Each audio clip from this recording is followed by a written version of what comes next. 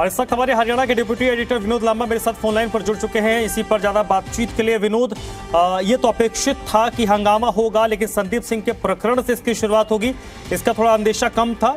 लेकिन इस मुद्दे में कम से कम सत्ता पक्ष की तरफ से तो स्पष्ट हो गया है कि संदीप सिंह मामले पर उनको सरकार का पूरा समर्थन है। धर्मराज, सीधे तौर पर मुद्दा क्या है, इस्तीफा देंगे कि नहीं देंगे, इसको लेकर विपक्ष ने सवाल किया और तमाम जो तख्तियां भी लेकर आए और बैनर पोस्टर में भी हंगामा किया। बेटी बचाओ बेटी पढ़ाओ, क्या हुआ क्या हुआ, इस तरह के नारे और स्लोगन के साथ विपक्ष ने और कांग्रेस ने जबरदस्त तरीके से विरोध जताया। और संदीप सिंह मामले पर एक ही जवाब विपक्ष मांग रहा था कि इस मामले में इस्तीफा क्यों नहीं। और आपने ये ठीक कहा कि मुख्यमंत्री मनोहर लाल खुद जब खड़े हुए नेता प्रतिपक्ष को जवाब देने के लिए, तो उनका साफ दो टूक जवाब था कि अभी जांच चल रही है, कार्रवाई चल रही है, इस्तीफा नहीं लेंगे नहीं लेंगे। यानी कि रिपीट कर जो फर्म होकर किसी चीज का जवाब देना था वो जवाब दिया जा चुका है। इसके बाद स्पीकर ने भी कहा कि जांच और तमाम जो चीजें हैं तमाम लोगों पर भी चल रही हैं। लेकिन महत्वपूर्ण ये है कि बजट सत्र की शुरुआत है, पहला दिन था, राज्यपाल के अभिभाषण से सत्र की शुरुआत हुई, शोक संदेश पढ़े गए। लेकिन जैसे ही विपक्ष ने जोरदार तरीके से इस मुद्दे को उठाना शुरू किया और जैसे मैंने कहा कि पोस्टर्स या टैगलाइन के साथ भी आकर विरोध जताया, एक बार बाहर भी कहीं ना कहीं कांग्रेस के विधायक गए, जोरदार तरीके से जितना विरोध किया संदीप सिंह मामले पर इस्तीफे की मांग की गई, उतने ही जोरदार तरीके से मुख्यमंत्री ने भी इस बात पर स्टैंड लेते हुए इस्तीफा नहीं लेंगे ये साफ कर दिया। अब गतिरोध कितना बढ़ता है, हंगामेदार सत्र की शुरुआत हो चुकी है। और आपने ये भी ठीक कहा कि सत्र हंगामा ना हो ऐसा संभव नहीं होता है, लेकिन संदीप सिंह मामला ऐसा मामला था जिसको लेकर तमाम विपक्ष द्वारा लगातार सवाल उठाए जाते रहे। और जहां तक मेरी जानकारी, इतनी तस्वीरें मैंने अब तक देखी है, संदीप सिंह नजर भी सत्र में नहीं आए हैं। ये भी बड़ी महत्वपूर्ण बात है। ये सत्र की जो तस्वीरें अगर आप देखें, आज की कार्रवाई स्थगित हो गई है, ये जानकारी भी दर्शकों के सामने हम रख दें। महत्वपूर्ण ये है कि जिस संदीप सिंह पर चर्चा थी या जिस संदीप सिंह को लेकर कांग्रेस और विपक्ष विरोध कर रहा था, इन तस्वीरों को अगर आप गौर से देखें तो कहीं आपको संदीप सिंह हरियाणा विधानसभा सदन में कहीं नजर नहीं आए हैं। ये आज की कार्रवाई स्थगित हो चुकी है। कांग्रेसी विधायकों ने एकजुट होकर ये पूरा मामला उठाया है। विपक्ष के मामला उठाने के बाद खुद मुख्यमंत्री मनोहर लाल ने इस मुद्दे पर जवाब भी दिया है। लेकिन ये एक पृष्ठभूमि तो तैयार होती दिख रही है विनोद कि आने वाला जो वक्त है, आने वाला जो दिन है, वो अलग अलग, आज तो संदीप सिंह का मामला हो गया, अभी ऐसे कई मुद्दे हैं जिन मुद्दों को लेकर विपक्ष का यही रुख होगा जो आज देखने को मिला है। देखिए, आज की कार्रवाई जिस तरह से मैं बता रहा हूँ कि स्थगित हो गई है। अब कल की जब सेशन की शुरुआत होगी 21, 22, 23 तक, जब तक बजट पढ़ा जाएगा मुख्यमंत्री द्वारा, और जो 2 सत्र में हो रहा है कि अगले महीने फिर मार्च में होगा, कहीं ना कहीं एक जो मोमेंटो होता है किसी भी सत्र का, हाई नोट पर विपक्ष ने शुरू किया है। स्कोर भी पॉलिटिकल होते हैं और इसके अलावा मुद्दे भी ऐसे होते हैं जिनको विपक्ष का भी काम होता है उठाना, और सरकार भी अपनी तैयारी के साथ आती है। तो एक संदीप सिंह मामले की शुरुआत में जिस तरह से दिन की कार्रवाई 11 बजे के करीब शुरू हुई, 1:20 के करीब ये सत्र खत्म हो गया, बीच में आधे घंटे का ब्रेक भी था। विपक्ष ने जो पहला वार किया, जोरदार किया।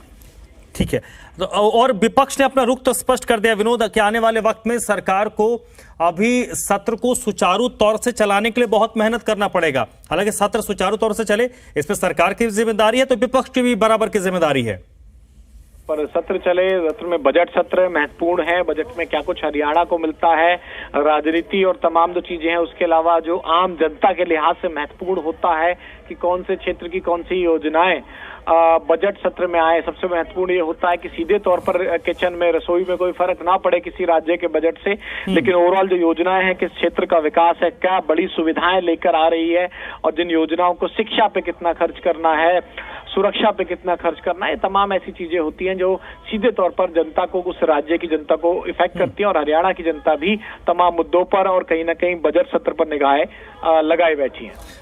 विनोद, एक मसला है जो कल पंचकुला चंडीगढ़ बॉर्डर पर हुआ, ओपीएस की मांग को लेकर प्रदर्शन हो रहा था और उसमें वाटर कैनन, टीयर गैस छोड़े गए, लाठियां भी चली। तो आज ये माना जा रहा था कि उस मामले को लेकर विपक्ष हमलावर हो सकता है, लेकिन संभवतः जो सीएम के साथ उनकी मीटिंग तय हो गई, उसकी वजह से विपक्ष ने आज उस मुद्दे को नहीं छेड़ा है। देखिए, ओपीएस का जो मामला है निश्चित तौर पर सत्र में उठेगा अगर सोल्यूशन नहीं होता है। और आपने ठीक कहा कि अगर मीटिंग का इंतजार है, मीटिंग के बाद जो प्रतिनिधि मंडल आएगा ओपीएस की जो मांग को लेकर तमाम जो कर्मचारी कर रहे हैं, आज सत्र में पहला वार जो था संदीप सिंह के तौर पर विपक्ष ने किया है। आगे देखिए सत्र में होता है क्या।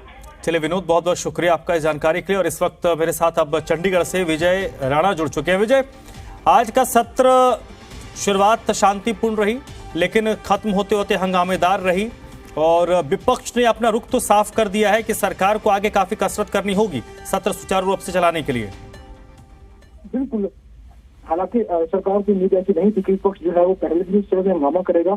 विपक्ष ने कहा कि शायद जब अभिभाषण के बाद अगले 2 दिन है जब चर्चा की जाएगी तो हो सकता है कई मुद्दों को लेकर विपक्ष इन्हें लगातार घेर सकता है। लेकिन विपक्ष ने आज ही जो हंगामा था वो शुरू कर दिया और संदीप सिंह मामले को लेकर जो है वो हंगामा शुरू किया गया। और कांग्रेस के जो विधायक थे वो अपने साथ बैनर लेके आए जिसके ऊपर सरकार के खिलाफ नारेबाजी लिखी गई थी और सदन में ही उन्होंने सरकार के खिलाफ नारेबाजी शुरू कर दी। कई विधायकों ने वॉकआउट भी किया और आगे जो आने वाले दिन है सरकार को ये समझ में आ गया है कि वो भी आसान नहीं रहने वाले हैं।